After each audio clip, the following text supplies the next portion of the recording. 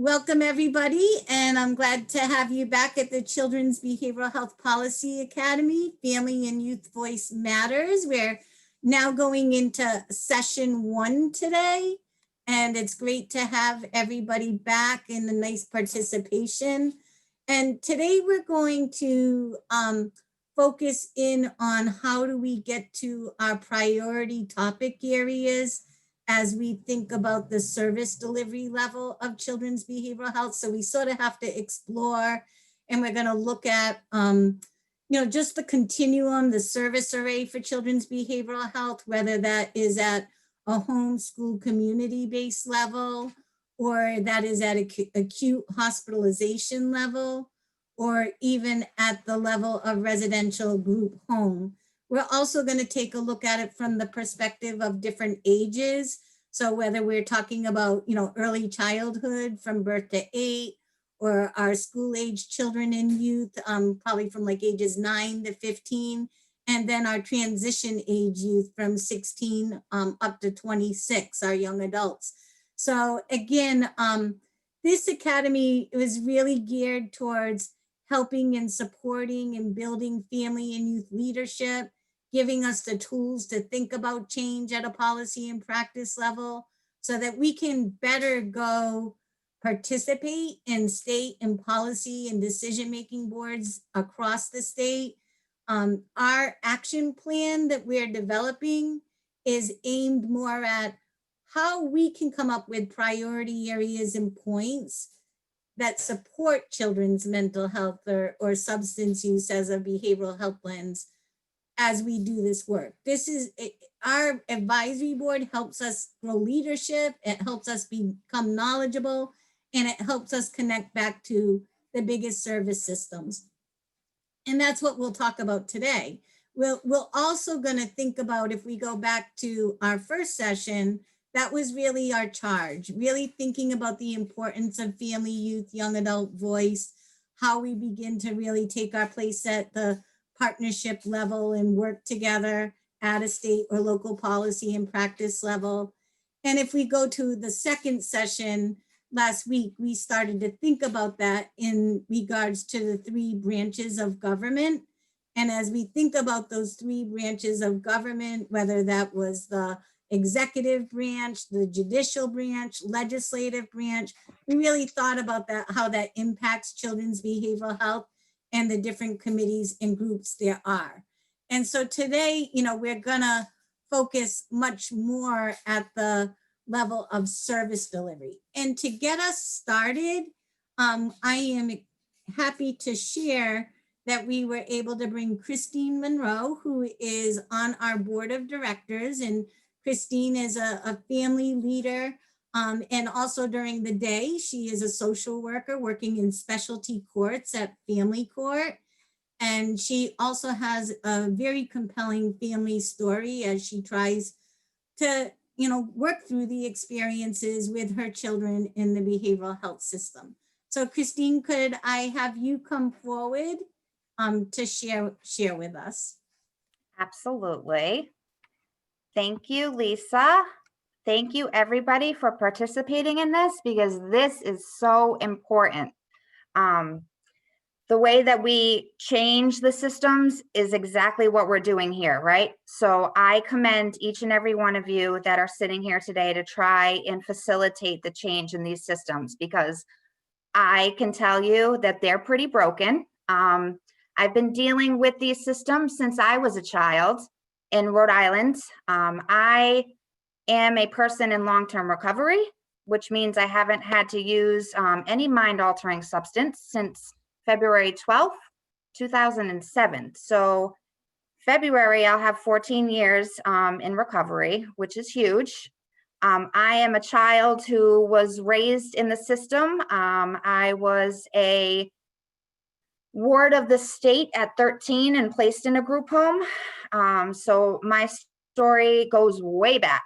I come from a long line of people that have mental health and substance use disorders, generations back. So me having children has been a very interesting trials and tribulations. And I'd like to share with you, as my story is a little, different, as I'm somebody in recovery and somebody that suffers from mental health herself, and then trying to handle children that are now experiencing and going through the same issues that I went through as a child. It's very difficult and it's very hard. It's almost fresh in my brain because I just had a child that had an episode last Thursday, and he was hospitalized. And it was really difficult for me because, as I know myself, as a person that works in the field, that this is an ongoing thing. Mental health and substance use, there's no cure. Like, we're continuing, we work on it all the time, and I do it for myself. But when you're watching your child suffer through it, you just want to fix them forever. Like, right then and there, it has to be fixed. Like, what can I do? What can I do? Like, all my thinking and my book smart and everything else goes out the window when I'm trying to deal with my child, because there's so much emotion and so much vested into my child. So I have 4 boys. My oldest is 16. I have a 15-year-old, I have a 12-year-old and a 10-year-old. 2 of my children, the 12-year-old and the 16-year-old, have diagnoses. My oldest is bipolar. My 12-year-old is on the autism spectrum, is autism 1, it's Asperger's, but we don't explain it like that anymore. They changed the diagnosis in the DSM. So it's been very difficult managing. I do have children home right now, so if you see me pause for a second, it might be because they might be moving to a different room, which he's going to do right now. This is real life. This is real life family stuff, guys. You can't get any better than this. So I have a lot of experience dealing with the schools, with IEPs, with 504s. I've been dealing with this since my children were rather young. I've had children that have experienced, hold on one second, significant mental health episodes that make them violent. And some people don't seem to understand that that is a part of a mental health diagnosis. And I had a really difficult time advocating for my child in the schools when they got violent. That was one of the issues that I had in the beginning.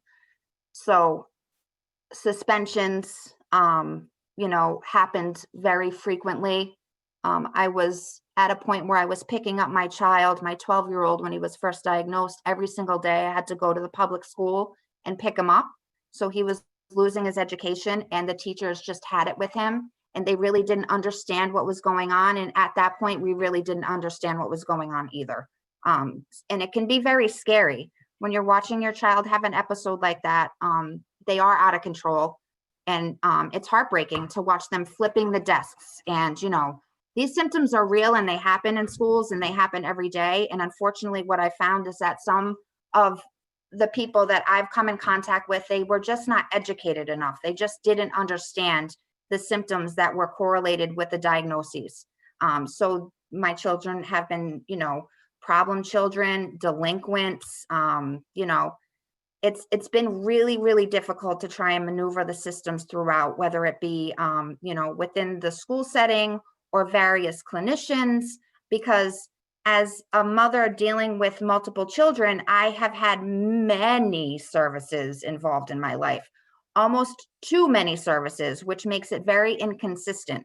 So I have lots of teams working with lots of different, one clinician at the school, one clinician at home, one clinician in a hospital, and nobody seems to kind of be working together as like a collaboration of care. That's been one barrier that I've often seen working against me when I'm trying to work with the many different providers that my children have come across. I am happy to say that my 12-year-old now is successful, and he hasn't even had an office referral for almost 2 years. He's doing extremely well. It's a different school, a new setting. I don't know if it's the team that he's working for, but he is doing phenomenal. On the other hand, my 16-year-old has been in and out of placements. It started at 14 with some suicidal ideation. He ended up quitting all sports activities. He started to withdraw. He started to not feel a part of his social group anymore. He started to making friends that were more interested in using substances. And it kind of was like a downward spiral. And honestly, that's exactly what happened to me when I was his age. I grew up very poor. My mother wasn't able to give me the life that I wanted, really, with, getting into activities with sports, whether it be, and finances came into it, right? So we didn't have a car. I didn't have money. I wasn't able to join the basketball team. I could not buy the uniform. I couldn't get to the practices. I couldn't go to choir. Like my family didn't have the anything to kind of help me get into those positive things in school.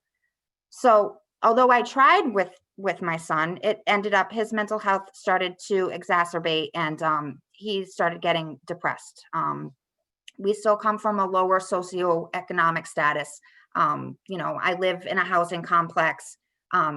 It's been very difficult for me myself to bring myself up from completely nothing, poverty, to try, and even though trying to go to school and making myself, get a degree, it's been very, very hard coming from nothing and trying to make a better life for yourself. It's very, very difficult. So, we have that, and it is working against us in many areas. I've, dedicated and sacrificed, lots of money to try and get them involved in, whatever they can, whether it be, activities at school, basketball, because I know that those things are helpful for people, especially my children. But once he started getting very depressed, there was suicidal ideation, the hospitalization started.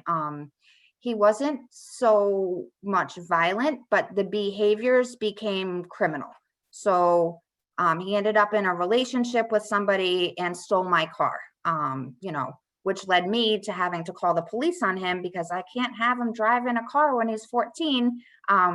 So that ended up in a charge. And then the charges started to accumulate, and there started becoming more charges. And now we're dealing with the legal system.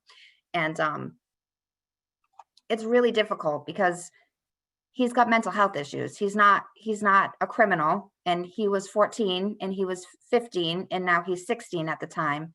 And unfortunately what had happened is that his charge was significant. And I think he had, there was a few, I think there were like 6 charges at one time. And the judge had said, I think he might need a residential facility. So, which was Ocean Tides. I love Ocean Tides. I can tell you right now that I think that they've really, really helped my son. He's been there twice for probably a total of 18 months over the past 2 years. He was just early released in March because of COVID. But again, it's a constant struggle that I have with what had happened with COVID is that there wasn't a lot of care coordination when he was getting out, because, people can't be in the home. People have to stay far away. They're talking to my son from like down the steps and he's up the steps. And again, it's the mental health, right? So he has to be the one, right, to be going to the clinician's appointments. Now, I've had problems where I try to drag this 6-foot 16-year-old to clinical appointments. Sometimes it doesn't work. And it's difficult because there's lots of resistance there. I've dealt with resistance from him for years now, where he doesn't think he needs his medication and he doesn't want to talk to the counselor and he doesn't want to do this. And it's hard because I know, like, okay, well, let me make the appointment and we'll do it on my phone, and and then he's not home and he takes off. So it's like it's really difficult because I just, and sometimes I also feel like the parents aren't fully supported, and that can be problematic. So my case is different because I have my own stuff going on, right? So I have my own fears and guilt and shame and everything that's going on, but I almost have to put that aside sometimes because I'm in a crisis mode with my child. And it's very difficult to manage. And even as a family clinician, if you're coming in, it's difficult to manage for the clinician because they're trying to prioritize, you know, what's needed most, like where do we need the most, but the child's in crisis, but the parent's in crisis, like what do we do? There's a lot going on, you know. So, and to really recover, you need a family-centered approach. It is so important, you know, because not only do we need to involve the parents, but we need to involve the siblings. We need to involve, you know, if there's uncles or aunts or any of that family support that's around, we need to utilize those supports. And for someone like myself, it's kind of just me. And it's a lot of weight, you know, and I tend to get very stressed out, and I have to, you know, make sure that I'm taking care of myself, because if I don't, then I'll never be able to take care of my children. And I have to make sure that that is foremost very important for me. But again, how can you, when you're dealing with a crisis and you have to run to the hospital, or, you know, watching your child being shackled to a bed and be like, shot up with Halidol and ketamine and everything like that, like it really breaks you. Like it's traumatizing as a parent. And I think sometimes people forget, like these are the situations that we're dealing with day in and day out almost. You know, I can have a few good weeks. There could be 2 or 3 weeks that there's, you know, things are calm, things are quiet, but then there's another escalation or another issue that arises. And it can be a lot for families. It's and then you wonder why, like, parents relapse, or parents are, you know, not participating in services. Like they're overwhelmed. Like it's overwhelming. And I see it a lot with the department. You know, I work side by side with the department all the time. And there's a lot of amazing workers out there, and they do some really, the work that the Department of Children, Youth and Families does, like is no questions asked. It's the hardest job out there, right? But again, it's like sometimes, like I wish that they would like have a little bit better understanding of what the parents are actually doing, like what they're watching and what they're going through when they're sitting there. Because what had happened to me is that they had to open a dependency case, a DCYF case on me. And that was the last thing that I wanted to have happen, right? But Oceansides, guess who their payee is? The only payee they have is the Department of Children, Youth and Families. I had no choice. If I wanted my son to go into that program or get services in a residential, which he needed, I had to have an open DCYF case, which killed me. I work at family court. Like it was awful. And it's like I have to walk into that courtroom with my son shackled with the clerk that I just had lunch with yesterday. It's not an easy thing that I'm dealing with on a daily basis. I have to still put my head up high and just keep walking and just keep, like, you know, pretending like, yeah, this is just normal. This is, everything's fine. And, you know, they see me in the hallway the next day at work and they're like looking at me like, oh, are you all right? And I'm like, yeah, I'm fine. When I want to like drop to the floor and like cry, you know, because it's embarrassing, like it is. And it's just not something that you want your coworkers to watch you go through. There's a small team that I have, and thank God for my supervisor, because that's another thing. If I was in any other job, I would have lost my job by now. There's no doubt. I have a very, very supportive work environment, and my team understands, because obviously we work with this population all the time, right? So I am able to leave if I need to leave. But if I was waitressing like I had been for years and years and years, I wouldn't have a job right now. I would have lost my job. There's no doubt, because I literally have to leave my job all the time because there's some problem or issue, or the school's calling, can you come pick up your kid? Your child's in custody right now. Can you come get him? Or we're taking him to the hospital. Like it's a constant onslaught of it takes a lot out of you. So that's my story. And right now, you know, it was really difficult last week, as you know, I sat in the hospital. I've had hours in the ER, hours, 32 hours at one point that I sat at Hasbro ER with my son waiting for a bed. You know, in the psych department is very small, with, you know, an officer outside of that door, and 32 hours we sat there. And that was 2 years ago. The social worker, I think I saw her one time, and that all of that time, she never asked me if I was hungry. She never asked me if I was okay. She never asked me how I was feeling. If the family needed any support. She was just there to evaluate my son and see if he was like, what level of, you know, treatment he needed. But there was no like that that continuum of care, and even just that, like asking, are you okay? Like, is there something that you need? Because I couldn't leave him. He's all I have. I'm all he has. So there was nobody coming to do like, okay, well, you go home and take a shower, or you go home and do this. Like, it's just me. There's nobody else. So that can be draining on somebody. And all, like, if you're working with this population, like, check on the parents, and sometimes just ask them, are you okay? Did you eat today? It's a simple question, right? We would think it's simple, but sometimes it's just what's needed to kind of move the family forward and make me feel like, okay, somebody's actually looking out for me too. And that's really important, because I'm the one that's dealing with this child. I just said this the other day to one of the clinicians. I'm like, you're here for an hour and then you leave, right?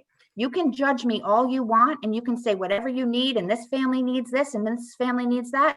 But when you're dealing with this stress for 24 hours, 7 days a week, you just don't know how a parent's going to react. And parents are going to have bad days. Like, it happens. Like, every single one of us as a parent, as a human being, is going to have a bad day, right? But when you're dealing with these constant traumas and crises, like, all the time, like, it's just like a constant battle that you're dealing with, we're going to falter. And the last thing that we need is somebody that would be judging us. And I've had people judge me all the time. Well, why didn't you do this? Or you should have done that. And I don't understand why you made that decision. And like, condescending me like this. And I'm like, that is not what I need right now. Like, I need love. I need support. I need somebody that really understands what I'm going through. And that's why, for me, this agency is like a hope shot, right?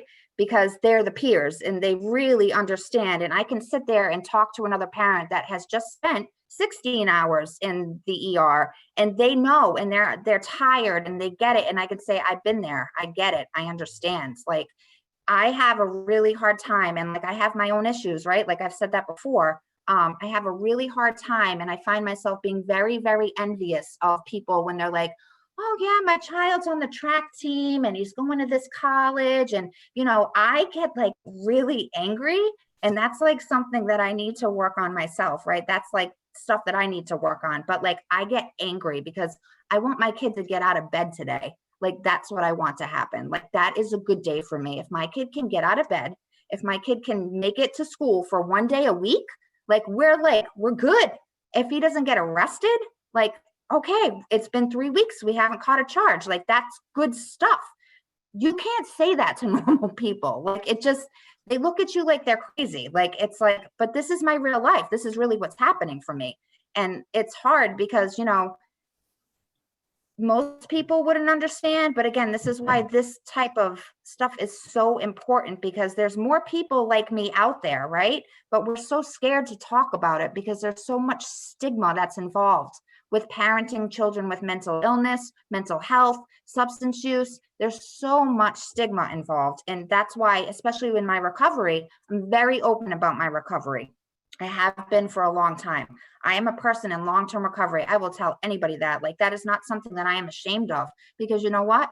I'm going to be able to help somebody just by that statement. Just by them seeing me working at the courthouse is like proof that, like, oh my God, maybe I could do that. And I've had clients like, how did you make it here? How did you do that? And I see people at Parent Support Network doing the same work all the time. Like, it's so important for us to be vocal about our struggles, because we're really going to be able to help other people. And that's what I truly, truly believe in. And that's why it's hard for me to talk about, especially with my kid. And it's hard for me to talk about in my setting at my job. But like, please, if you're going to be working with these people, like, be honest, be open, let them know like what's really going on, because it is so important. I just want to feel like I belong, like this is, although it's not okay, it's okay. Like, it's going to be okay. Like, somebody needs to give me that hope, because there's days that I go through that it's just not hopeful. I feel hopeless. I feel destitute. I feel like it's never going to end. And then I have other days where I don't feel so hopeless and destitute. And those are the days that I have like my support system. I go to my meetings. I read my literature for my own recovery. I go see my own clinician. All of those things are super important for me to do better for my own children. And that's it. I mean, Lisa, is there a time limit or did you want me to keep going? I think you've hit it very well, very well. And again, thank you so much, Christine, for your willingness to share, because it's not easy to share. And, I could so relate to the different things that you were sharing. My journey was many years ago, but very similar in that same experience. And, just the different areas you hit upon, starting with the, substance use, you hit on special education, you hit on child welfare, juvenile justice, residential treatment, hospitalization, your own self-care, family-centered practicing, how much overwhelming and the trauma that continue to set in. Because just the experience of living through it is traumatic Right. in itself.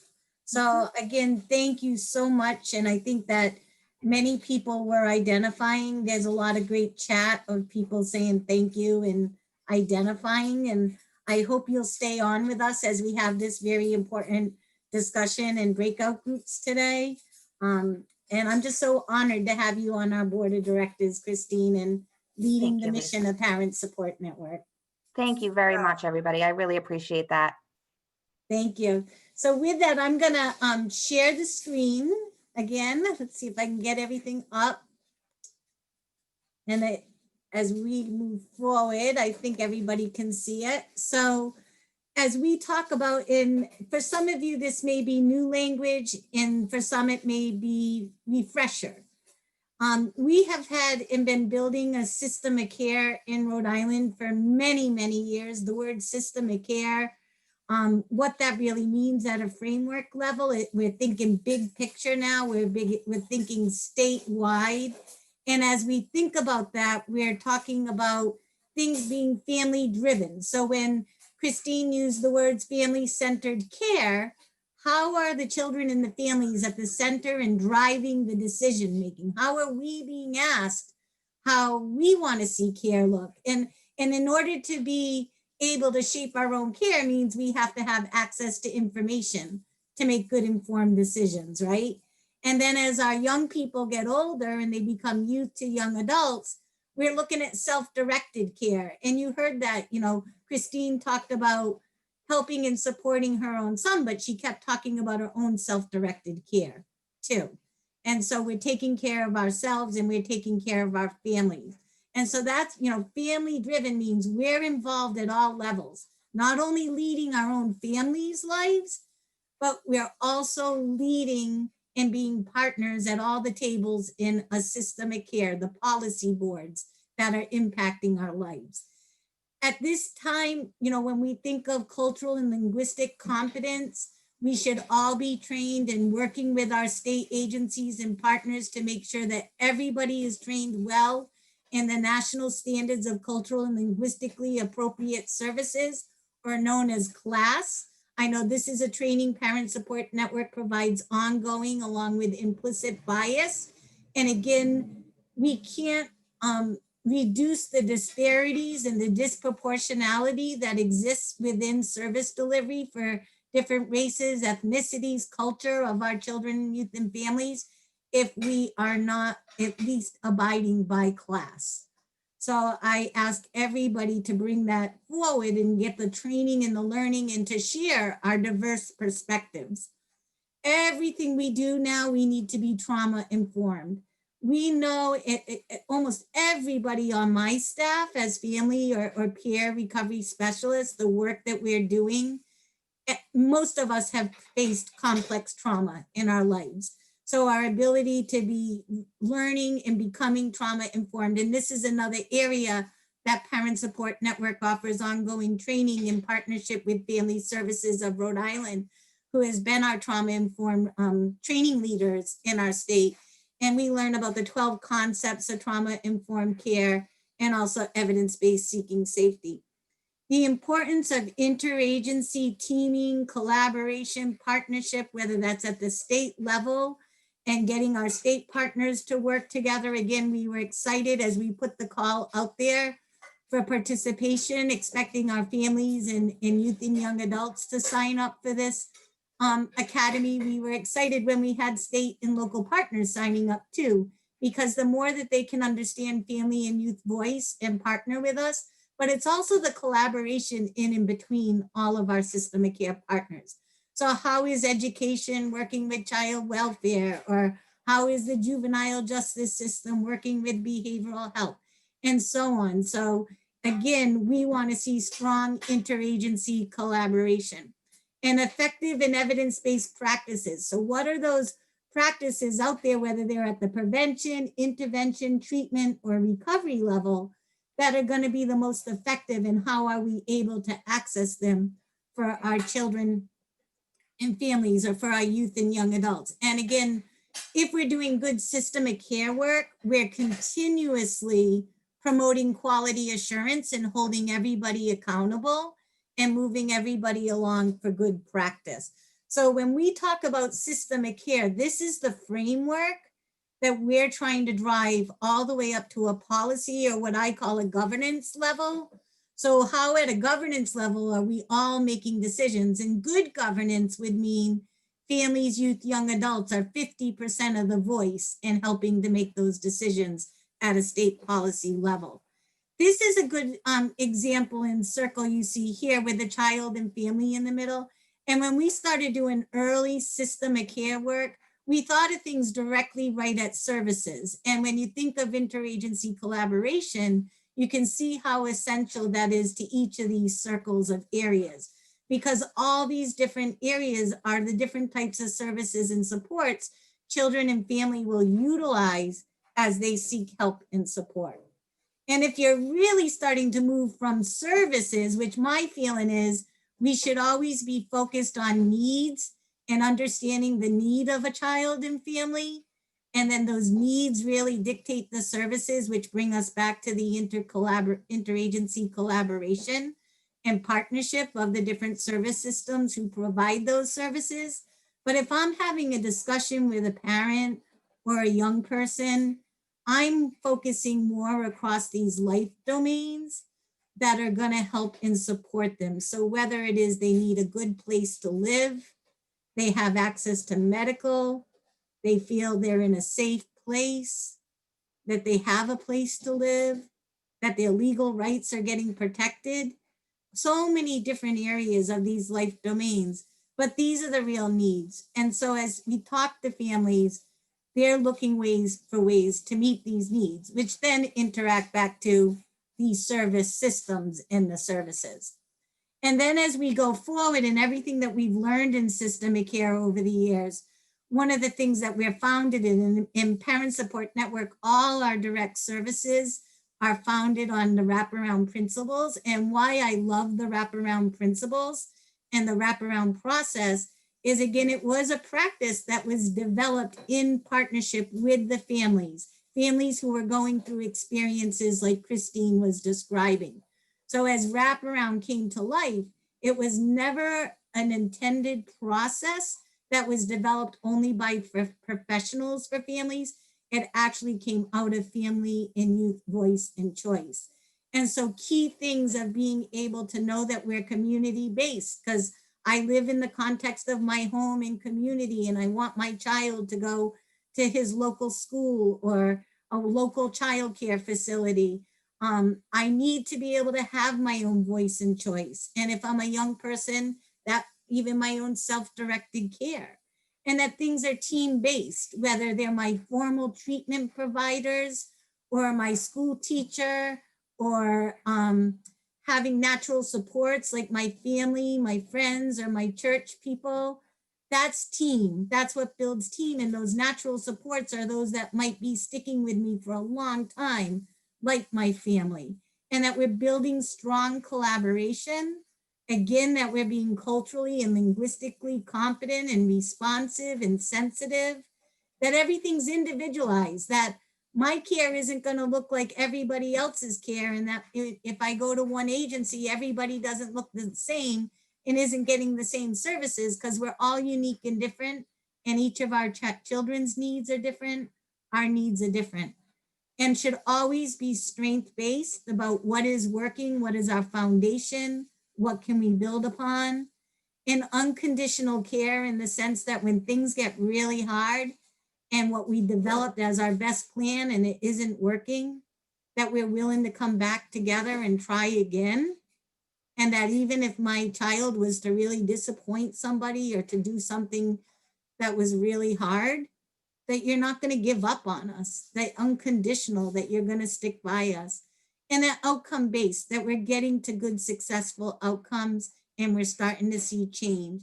And so wraparound is a process. It's not really a service. In fact, it coordinates and connects many services as you live by these principles. And that is how we do our work at PSN. You know, just to share a little bit about the history of children's behavioral health in Rhode Island, we've been building children's behavioral health, you know, and I've been involved, just dating my time, all the way back to about the late 1980s, early 1990s. So in 91 is when I probably got involved in this at a formal paid level. And again, we had a good system of care governance. We had a statewide advisory board that was made up of families and leadership at the state and local level. We had the local coordinating councils. We had 8 of them across the state. Again, each of those councils had great interagency collaboration and the strong voice of families and young people. As we were developing back then, we created the role of a family service care coordinator, and a family service coordinator was a person with lived experience. And that person who was a strong family member was helping to coordinate the care and the wraparound process. And as we evolved, we started to have family service care coordinators be caring professionals or family leaders with lived experience. And we created the role of a family support partner to ensure that there was always going to be a family partner voice in that process, especially if the care coordinator ended up being more of a professional provider and not somebody coming from lived experience. We've been practicing wraparound since the early 1990s, and it's had its ebbs and flows of the formality or how serious our state has taken it into a service delivery level. At one point, I want to say a great, you know, I would say around the year 2000, a little over around 2000, we probably had one of the strongest children's behavioral health systems in the country. And at that point in time, I was asked to do tons of work at the national level, and actually partly why I went up to the national level for a while. And at that point in time, we had a very comprehensive children's intensive service program that had strong home-based school connection, 6 month, at least 6 month program and approvals to go longer, intensive support in the home, even respite was connected to it. And then over the years, as managed care moved in and more of the children's behavioral health budget was being pulled out of the Department of Children, Youth and Families and into the Department of Human Services and other places, we saw this program begin to disintegrate, and it became less and less. And then we still struggle to have that level of intensive home and community-based services for our most intensive children with behavioral health needs. There was a point in time in the I'd say it was around 2003, 2004, we created positive behavioral interventions and supports, and we started to bring PBIS into the early childhood and school movement. We started to see the need for more home-based treatment services, and we were writing these scripts and plans and getting good intensive, which was reducing hospitalization. And then Cedars came in, and Cedars is a great support and had its ability to help us along with other special populations. But even then we saw our services start to water down and not be provided at the same level they were. The Department of Children, Youth and Families, through another system of care grant where they started to focus more specifically on child welfare and trying to help and support families that were at risk or who were involved with child welfare. We created the Family Community Partnership, or the FCCPs, as folks may know. And this is another doorway into getting behavioral health services. And again, with a major goal of trying to support families from not formally opening to child welfare and getting to access those services at an earlier level. And then for a period of time, we had our networks of care where we really were trying to build a service provider continuum of the services that we needed for children's behavioral health, from a very, entry level right up to the high level of residential or group care need, and but how to get in a coordinated and network interagency collaboration to get the children the help that they needed in a coordinated way, building on the wraparound process. And again, unfortunately, we went through other financial changes and state infrastructure changes at the Department of Children, Youth, and Families, and we lost a lot of groundwork on that. And we went back to single contracting within the Department of Children, Youth, and Families. So with that, I just want to, end in the last few words around this is saying we need to build state governance at a state and local level in partnership with families and youth. So we need to understand what are the governance out there and how are we having a voice in shaping that. We need to help advocate and support interagency commitment at a financial level. And especially in the way systems are designed nowadays, we need to be able to work in partnership with health plans and accountable care entities. We need to advocate for a broad array of homeschool and community-based behavioral health services and supports for our families. We need to be able to have mobile crisis treatment. Right now, it's very hard. You heard Christine talk about sitting in a hospital setting for 32 hours. That should have been a mobile crisis treatment team able to wrap around her and get her the intensive support she needed quickly at a crisis level. We need to be able to reduce the reliance of hospitalization and residential treatment that requires out-of-home care. And sometimes there will be a need of residential treatment for different amounts of time, but we know that the longer a child is living in an institutional or residential setting, the harder it is for them to be successful in home and community. And we need specialty treatment for key populations. And so if we do have that residential treatment, how is it really helping at a specialty level, like our young women that have been through human trafficking and that they're getting the specialty support that they needed, where many times they may end up at the Rhode Island Training School versus the specialized treatment that they need. And so these are the state and local policy boards that we work every day at PSN to try to attend and be a part of.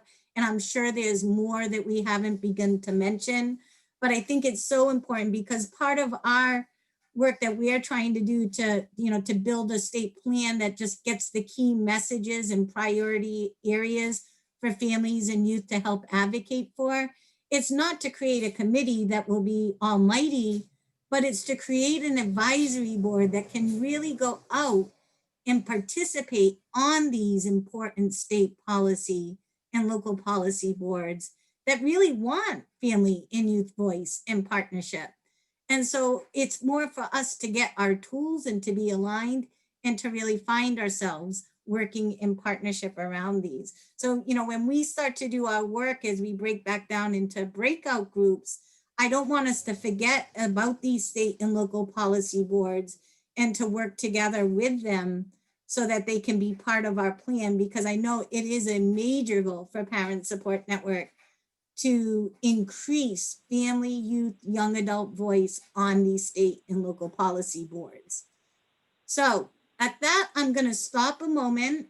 And I know that we have Susan Lindberg here. Susan, as Children's Behavioral Health at Department of Children, Youth, and Families. I just wanted to see if you had anything that you just wanted to share in comment to what I have been sharing with the group. Well, I think you really hit all of the important points. And I think the state of Rhode Island was, as you said, really good with delivering children's behavioral health. And then DCYF is statutorily, required to oversee it. And in the 2000s, when the psychiatric hospitals, the Children's Intensive Services, CIS, and all of that went into the MCOs, we really lost our ability to sort of, maintain that high quality. And then, with the family care, with the establishment of the family care community partnerships in 2009 by DCYF, and those are still in operation, I see those as a real cornerstone of how can we then start to relook at a system of care as the method that we are making sure that we're delivering services to families, and how can we improve on it. And there are conversations going on in the state, at the state level. But most importantly, what you said is we need to have family voice, youth voice. And I anticipate us reaching out shortly to start the conversation again on how can we best deliver system of care using the system of care philosophical framework, and wrap around really as the way to operationalize the system of care in the state. But mobile crisis, I couldn't agree with you more. CIS level services, which are those intensive ones, and they're not based on medical necessity, I couldn't agree with you more. And so that's very exciting to be listening to this, but really, you hit all the high points. Thank you, Susan. Thank you. And do we have any other state partners here today that would like to express or share? Just always want to make sure I ask. It's not a have to, but always want to ask. So thank you, Susan. And so I think that what we want to do next is we are going to go back into breakouts, and we have two different breakout approaches we're going to do. For the first one, it's going to move quick, and I'm hoping I have enough facilitators. I had lost one or two, so I'm going to do a check-in with my staff as we make this transition. And we're going to do 3 groups. And what you're going to have the opportunity to do as participants is we're going to, as we go into the breakout group, one breakout group will be homeschool and community-based service programs. Another one will focus on acute hospitalization, and one will focus at the residential group out-of-home care treatment level. And what we're going to do is begin to we're going to put up a Word document in the share, and that is in the breakout area.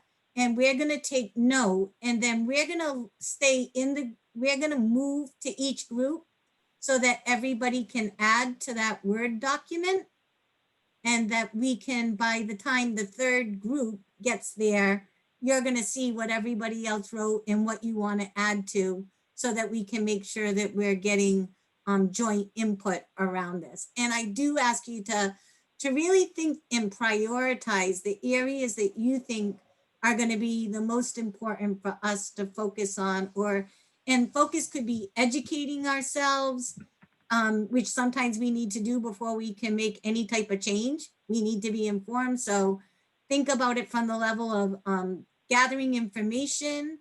Who do we have to influence? What boards or policy boards, and especially if those of you know good policy and boards, like I know there's a lot going on around secondary transition work and the transition age. Again, we want to build on whatever's out there and strengthen and collaborate with as the Family and Voice Partnership. So I ask you to think it of that way. So I'm gonna take this down, and I am actually going to put us on gallery view so I can find our facilitator partners. And I think we had talked about for home community-based, Naomi, you were homeschool community-based, you were gonna take the lead. Do I have one more staff person that is not assigned yet that would be willing to join Naomi in helping to facilitate that group? Lisa, I was able to get Esther to help us out. She said that she would work with Danielle in the residential, because that's what we had originally had that person. Perfect. And even if there's one person that can help with Naomi, well, I jump around a little, but then I'll be coming in to help Naomi too. But I know I want to make sure I don't lose anybody in this process. So if anybody from the group that ends up with Naomi, if you're willing to help support and connect, that would be great, so that she has, and again, I will be in there helping too, but I do need to help manage the group also. So we are going to, you're going to mix into the groups, and then every so often we're going to change the group so that you get the opportunity to give input to all 3 different groups. So I'm going to give this a try. Let me try to go to breakout. And we are going to do 3 groups. And I'm going to create those groups and get our facilitators in each group, which means I got to get Esther down to group 3.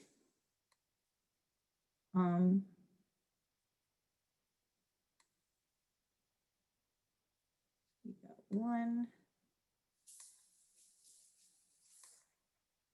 2, and so I almost have everybody where they need to go. And I think we are there. So Naomi, let me just make sure everybody gets where they need to be, and I'll come join you.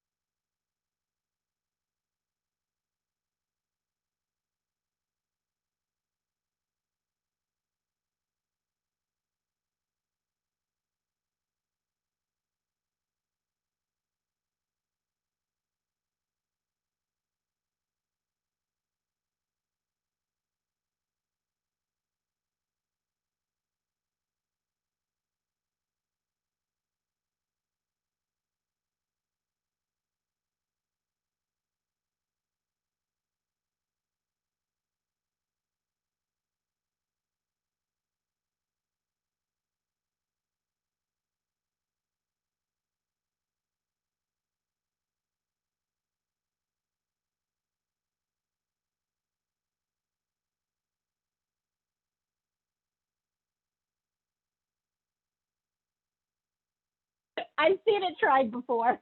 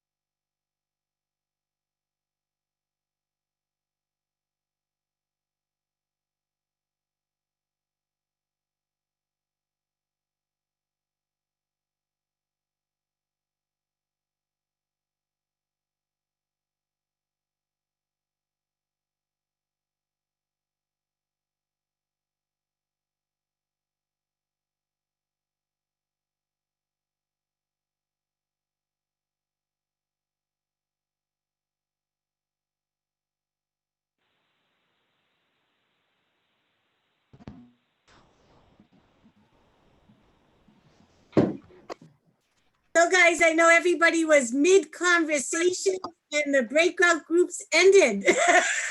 So. Really that- good conversation. I know, the one I was in was like really cut off in the middle. So what I'd like to do, just so we can finish those last thoughts, if I can go to each group of that last thought, and then we'll have a full breakout conclusion discussion. So I was in the group that was homeschool community based, and I believe we were hearing about the Title I role. If we could just pick up on that question Kate asked and the response so the full group can hear. I think it was actually Jamie who had the question. Yeah, Yes, Jamie. Yeah, we were talking about what are the opportunities the parents, the families have kind of like to get together. And Camila was saying that yes, that those opportunities are available, but only in those where funding is there. So she happens to be in a Title I school, and that was exactly my point. It is the yes, there are opportunities, but their opportunities are scattered and they're not necessarily available in all communities. And that definitely is going to be changing from community to community. Also, another thought that I had is like, I know that we get into these meetings and we have like all this drive in these documents, but right now the word that I have in my mind is how. So how we can start moving into implementation and how we can start moving into having this change, into having this impact. That's what is in my mind now. well said. And and my guess is with COVID, that's become even more challenging and more Yeah. scattered to Yeah, find an answer. definitely.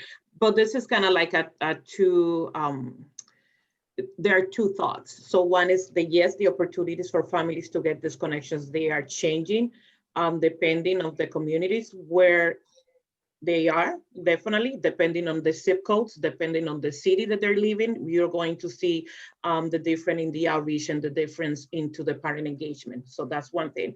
And then the other part, and that comes, and I guess that this is the question for us is like, how are we going to start moving into implementing all these things that we have been saying in the past meetings, right? So like, in many of us, we have been in multiple of these meetings throughout the years to our professional life, and we keep kind of like finding and saying some of the same things. So, and I think that right now this is a unique opportunity because all of us are kind of like in this mental space, like, you know what, we have to do something. This is it. How we can move forward is now or ever. So having all those thoughts on the table, my question is, how can we do it? How can we move forward? And I know that this is not a question to be answered right now. It's just for us to have it like in the back of our mind and say like, okay, we have been talking about this for some time now. So how we can move into action. Thank you. Thank you. Well said. Melissa and Kyle, what was the last discussion you guys didn't get to finish? You guys want to just pick up on that real quick, who was talking, and finish that last point? I think we're actually pretty much set. Nicole was talking about lack of training and staffing in hospitals, which was kind of something that we had brought up before about Okay, so how you guys oftentimes weren't in. yeah, we're good. So we didn't cut We're you good. guys off. So then I'm gonna go over to No, Danielle and Esther, if you guys were in the midst of a real important conversation.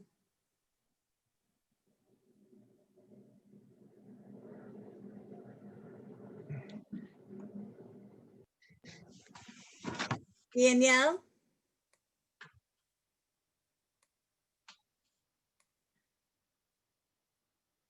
Did Danielle lose her voice possibly? I don't Yes. see her muted. There she is. I hear her. Talking about I'm sorry, I was away. I was in the bathroom. What happened? We're talking about the last thing we were speaking about. First thing you guys I just want to make sure you get to finish the thought. So the last thing we were talking about was, we were talking about funding, how we're in the group with residential and group care, and we were talking about a lack of funding. And we started talking about where that funding can come from. And so one of those topics was I don't really want to bring it up. Some people aren't really interested in this, but when we talk about defunding the police and their $88 million budget and reinvesting it into some of the social services and preventative programs that are being cut, that's one way that we can gain funding. You know, the US spends majority of its money on our military, which in law enforcement. We spend more than the next 27 countries on funding, and they happen to be our allies, actually. So we spend more on our military than anything else. So I think we need to take a look at our priorities and reinvest that into social services and into the programs that are being cut. So Yeah, and that's a good example, Danielle. So think of all the disparities that exist in the justice system. And as you think about that, what do you think it costs to put a young person in the Rhode Island training school for 9 months? Right? That can cost a isn't it lot. $1,000 a day? Last I heard, and I haven't checked in a long time, and I know they've done some good work around it, but last I knew, it could cost like up to $80,000, right? So think about what a family could have done with $80,000 that would have prevented their young person from going into the justice system. Because we Right. know that connection, which I think came up in our earlier discussions around poverty, right? And there's a huge predictor of poverty to finding yourself involved in the justice system. And then let's add race and ethnicity to that, right? So I don't think you're off track, Danielle. You know, I know it sounds progressive because it's such a topic at hand right now. Lori Ortiz just wrote pay now or pay later, right? So exactly. You're gonna spend that money in supportive services when we don't create successfully independent adults, then we end up spending that same amount of money in those social services, DHS, and everything else, all the other services that they're going to utilize. So if you utilize that money preventatively, you can save yourself some money, and it's actually an investment, which I think is what we need to show our politicians, because that's a lot of the times we don't give funding until we demonstrate a need. We don't give that funding until everybody's homeless and out of a job and, you know, whatever. So if we show that it's an investment to prevent that from happening, it would even cost less to provide those services ahead of time. I think that they would hopefully, you know, respect that and go with it. So that was the topic that we were on. definitely. And I think, you know, based on last week, we talked about the importance of the budget, following the money, knowing where the money is. So we all should dig deep and try to figure that all out to get it to a proactive place. So we're at 2:50. We have about 10 minutes left. I think we're not going to do our other small group. It took a little longer because we're all trying to learn this group process. But what I would like to do is have each, you know, if we could put up each report. So if we could do the share and just have a key person, one of the facilitators of the group, just go down what the full group came up with. And I know most people seen this. And as we hear it one more time, I want you to think in each of your own minds, maybe of, you know, there's lists here within each of the 3 areas, but if you could pick your top 1 or 2 in each area, hold on to that, make a note of it, or put it in the chat as we, you know, close today. Because as we come back next week, we're really going to have a meeting where we're taking our priorities, prioritizing what rose to the top for folks. And we're going to start to build our plan around a few top priority areas. We're also next week going to look at breaking this down one more time by looking at it across ages, whether that's the birth to 8, the school age, which is 9 to 15, and then our transition youth to a young adulthood. So if we could, seeing you are up first, Danielle, you want to just go through a quick report out of, because I want to try to make sure in the next 9 minutes we all get to. So thank you. Oh, you muted, Danielle. I'm free. I'm back. All right. So our group was the residential group care. And so I'm not going to read, you guys can kind of review that yourself as it's on the screen, but the majority of the theme was we needed preventative services, there was a lack of funding, and we needed more transitional care and life skills classes. So I really asked the group to kind of look at the policies we could put in place, and that included setting different standards and requirements for employees, different trainings, different pay scales, just different requirements to be staffed in the group homes.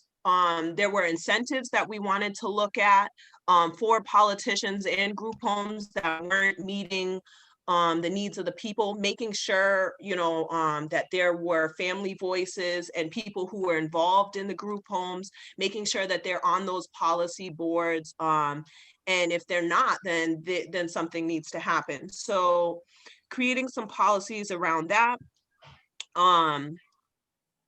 There was also a really good topic, that I think, so right now, DCYF does allow an extension of care, transitional care. They'll let people, young adults, stay in the system until they're 21, but that's normally based on a cognitive delay or if they didn't finish high school. So expanding those to, maybe people who just aren't self-sufficient yet, who are on too many meds. So changing the policies around what's allowed to extend their services. And then also transitional care, comprehensive with all the multidisciplinary teams. So that's the overview. You guys can read the details, so if you have any questions, shoot them at me before the next person goes. And what we will do is we will be getting all these notes out to everybody. So if you could, most important thing, Danielle, is make sure you hit save on this and name it so that we don't lose it. So, and I can see that happening right now. So you're making my day. So, all right, I'm going to have you take your screen down. And if we could turn it over to Naomi and Tara.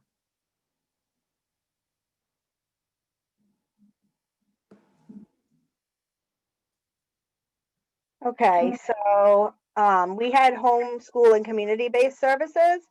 And so I'll make it a little bigger so people can see better. So the policies and practices needed for that type of system of care would be policies around confidentiality, which allows for collaboration among providers while keeping information safe and secure. And that would lead to maybe having a shared plan of care that providers could use and see when they're treating a child or a family, and that would help to ease the parental burden because then the family doesn't have to act as the care coordinator for everybody. And then having school-based services like Providence, Woonsocket, and Pawtucket do, where they have the mental and behavioral health services right inside the school. So that provides care where the child is at. And we know that there's a lot of issues with financing these services. And so financing, who would do that? Would it be the state? Would it be Medicaid? Would it be the schools? Would it be all three? Looking into that further. And then having that wraparound school support. So having somebody in each school or school district that can act as the peer family support partner, somebody who has that lived experience, could be a community health worker, could be into the school and the community so that they're more comfortable sharing information and working towards getting better. More training for providers in cultural competency, understanding biases and internal identities, who you identify as, how you identify, and bringing these trainings into the schools and agencies so that, again, you're meeting people where they're at and that every community hears the same thing and learns the same way. The in-home services and supports aren't really happening as much right now due to COVID. So really having that crisis service support and, not having to have families have to bring their child to the hospital to wait 2 weeks to get into Bradley is, something that a lot of families need right now. And maybe that could be through having more telehealth and social emotional support, which is virtual. And not only doing it for a medical need or like a support need, but also in order to do it for social emotional learning, like extracurricular activities, having mindfulness activities, youth engagement, games and playing, creative activities. And we talked about things such as like schools could put out like, oh, go on a treasure hunt, go on a nature walk, pick up these things, or, oh, let's have a pumpkin carving or a pumpkin painting activity or a contest. And then finally, the final thing that we had talked about, oh, wait, nope, I got more. One of the final things is how information is shared, especially when it comes to a variety of providers, and being able to allow for a continuum of care. And that we talked a lot about like the data systems in the state and how we can make sure that people are able to control their own information. And one of those ways was that youth, as a youth or as a child, families should be engaging that individual to have an individual health plan that they can actively create and work with, and modify as they grow and understand who they are and where they want to be when they grow up. And finally, there was a question about other opportunities for families to get together to discuss these issues. And there are within certain community-based agencies, within certain school systems, but these opportunities are scattered and they're very limited when it comes to cultural and linguistic competence. Excellent. Thank you. Thank you, Tara. And if we You're could welcome. have our last group, if you could take your screen down, and we will have Melissa and Kyle put their screen up and share. Okay, so we were talking about acute care in the time of a crisis, where we can go with the youth, and what resources we have, those strengths and weaknesses. The strengths we have are, basically the hospitals, Bradley, Hasbro, the emergency rooms. KidsLink isn't really working out how it had been planned, and social emotional learning in the curriculum is definitely a benefit. But kind of a common theme with us and going to some of the others is really a training issue. It seemed a few people mentioned that the biggest impact, positive impact in a couple of instances came from a security guard and not a doctor. So just being trained in better ways to help in a mental crisis in these sort of situations, they don't need to have a degree as much as having compassion and empathy. There should be some amount of training, but it could be done more widespread, including to police, EMS, and helping to avoid situations like incarceration or the training school. If people were more aware, instead of defunding the police, but more refunding to different aspects, being able to better care for these acute situations. Another crossover was with communication, maybe having like a portal or something so that different service providers are all on the same page and can easily share information. So as somebody mentioned, not having the parent be the care coordinator, all the information's right there, easily accessible. Of course, with the training, there's funding, and we also talked about, as hospitals are often the first line. Lots of times there's like one social worker who's caring for children as well as adults in all the different areas. So having a different staffing, or even better like peer support, somebody who doesn't necessarily have a degree but has some training and has the compassion, the experience, the ability to make a connection and de-escalate a situation. And it seems like that would be a very cost-effective and not a particularly troublesome route to go for really helping kids. Can kind of read through, but I think the biggest things are training, communication. Those would be the biggest. And we also asked, we're putting that maybe BH Link.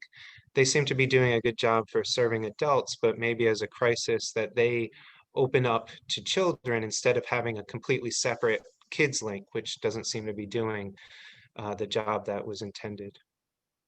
Thank you, Kyle. And I know we're starting to lose a few people because it's right at 3, but I think we've done some awesome work in a little less than 2 hours today. And our next step is going to be if we could just come back together next week, we're gonna really work together as our first like policy advisory board meeting. We're gonna do a poll or two to get these areas prioritized. We're gonna look at by age group, and we're gonna start to set some action steps towards moving towards these activities. So I just want to thank everybody. Thank you again, Christine, for joining us, all our staff, and Tara also from Ripon that jumped in to help us facilitate, and everybody's just great input in participation. I think we can, well said earlier that this is our time to really be collective and to make change. We've all been on a lot of different policy boards or trying to gauge and have our voice, but I think we're now at a place that we can really move this to the next level. And I'm really excited to have everybody participating, and I will see you all next Friday as we put this final plan together. And this is just the beginning. Next Friday's not the end, it's just the beginning. So thank you, everybody. Take care. Thank you. Have a good weekend. Thank you. Thank Take care. you. Bye. Thank y'all. Thank Have a you. great week. Bye, everybody. Have a Bye-bye. good weekend. Bye, guys.